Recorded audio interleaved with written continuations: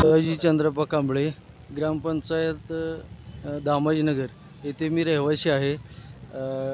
गट नंबर 3125-2 येथील मी बांधकाम परवान्यासाठी शासकीय चलन 10,321 रुपये भरले। ते भरलेलं चलन मी दामाजीनगर ग्रामपंचायतमध्ये जमा केलं, तरीसुद्धा मला संत दामाजीनगर ग्रामपंचायत बांधकाम परवाना देत नाही।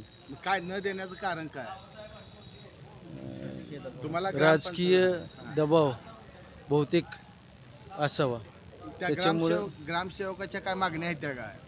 त्यांनी काय ग्रामसेवकांनी काय मागणी केली नाही, पण आमच्या हातात काय नाही असे टाळाटाळीची उत्तर देत आहे।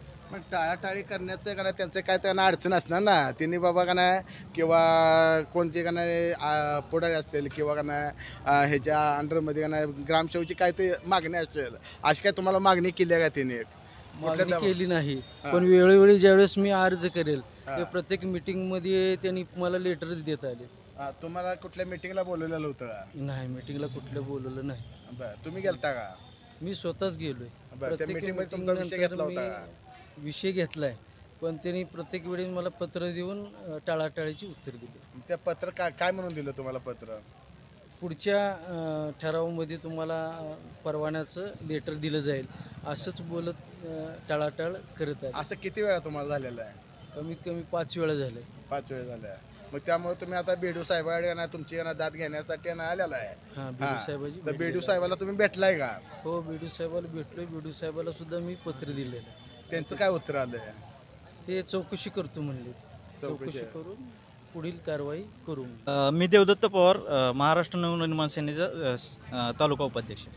2024ला त्यांनी 10,321 रुपयाचं चलन शासकीय खजिन्यात भरले आणि त्याची पावती पण जमा केलेली आहे। आणि ते जमा करून त्याला 3 महिने झाले, तरी पण या माणसाला, आमच्या मित्राला अजून न्याय मिळाला नाही आणि ते कागद अजून मिळाला नाही।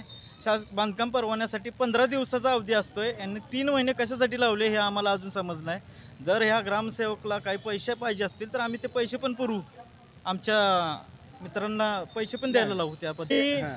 जर या माणसाला 3 महिने जर देत नसेल तर आधीच यांचा हॉस्पिटल चालू आहे, रुग्ण आहे ते, यांना मानसिक त्रास झाला, यांना काय झालं तर कोण जबाबदार? याला पंचायत समिती BDO जबाबदार राहतील का? कारण मी स्वतः BDOंना फोन केला आहे आणि BDOंना फोन करून मी स्वतः विचारले यांच्याबद्दल की बाबा यांचा बांधकाम परवाना तुम्ही का दिलेला नाही? त्यांनी पण सांगितलं आम्ही चौकशी करतोय। चौकशी 3 महिने अशी कसली चौकशी करताय तुम्ही?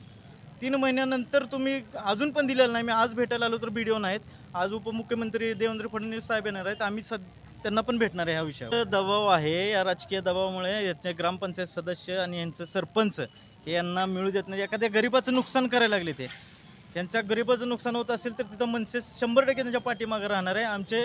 आणि हे निवेदन मी आत्ता दिले आणि हे राजसाहेब आणि दिलीप बापू धोत्रे यांना पण जाणार आहे हे निवेदन। आणि आमच्या राजसाहेबांनी आणि दिलीप बापू धोत्रेंनी त्यांच्या कानावर एक जरी मुद्दा गेला तर एका दिवसात हा प्रॉब्लेम सॉल्व्ह होतोय। हे 3 महिने 4 महिने लावले, त्या गरीबाला त्रास होतोय।